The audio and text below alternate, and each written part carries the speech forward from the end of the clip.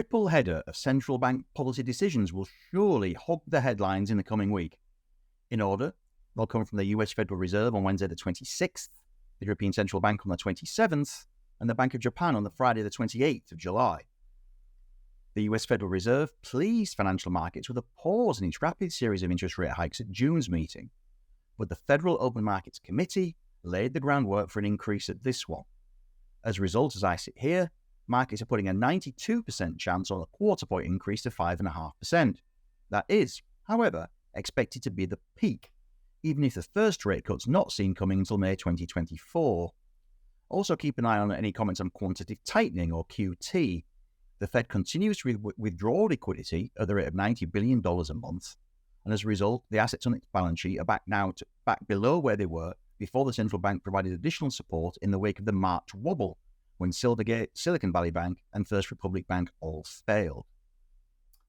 Now, at its last meeting, the European Central Bank increased the main refinancing rate by 1/4 point to 4%, and President Christine Lagarde suggested there would be more to come.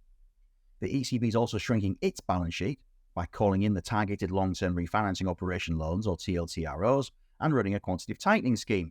At its June meeting, the ECB enhanced the monthly rate of reduction to €28 billion a month from the prior rate of $15 billion, and that's now the plan until May 2024. Meanwhile, last but not least, the Bank of Japan remains the outlier. Inflation there is 3.5% ahead of the 2% target, but not as uncomfortably so as it is in Europe, America, or the UK. New BOJ Governor Kazuo Ueda continues to champion a highly stimulative monetary policy. The headline interest rate is still minus 0.1%, and the quantitative and qualitative easing is still running at 80 trillion yen, or £438 billion a year, in a bid to hold the yield on the 10-year Japanese government bond below 0.5%. That is working for now, but at the expense of a weak yen, which is trading close to a 25-year low against the dollar. We've also got a busy week for corporate news on both sides of the Atlantic, because the American second quarter results season will be in full flow.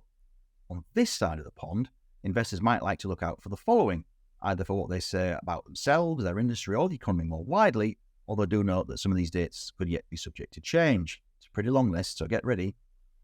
Vodafone, Babcock, Cranswick and MoneySupermarket.com on Monday the 24th of July. Unilever, Compass, Croda, Unite, Rio Tinto, Games Workshop and PZ Cussons on the 25th. British American Tobacco, Reckitt Benckiser, Centamin and Breeden on the 26th. Shell, Relics, Barclays, Anglo American, Rentokil Initial, BT, Sage, Schroders, Centrica and Segro on the 27th. And to finish, International Consolidated Airlines, Rightmove, Standard Chartered and Paragon Banking on Friday the 28th of July. But for all of that lot, the company which could just cause the biggest fuss in the week ahead is Lloyds. It will be the first of the big five FTSE 100 banks to release its first half results to the end of June, and it's scheduled to do so on Wednesday the 26th.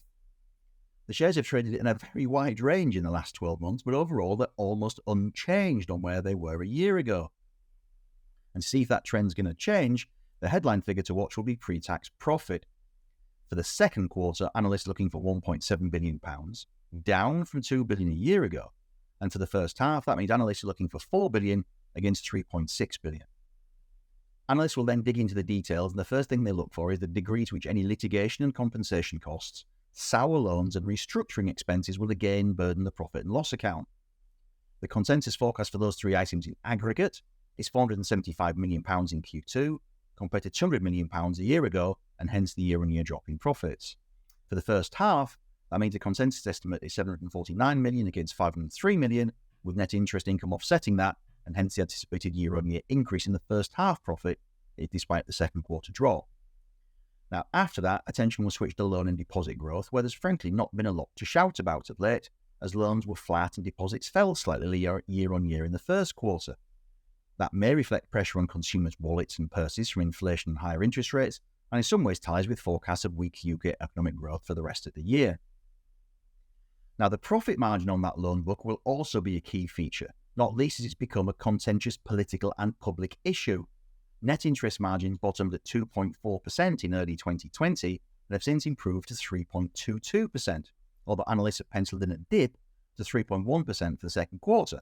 Now, none of this might sound very important, but on a £473 billion loan book, Every 1 basis point, or 1/100th of a percentage point, represents £47 million in pre-tax profit, all other things being equal. The final area of focus will be cash returns to shareholders.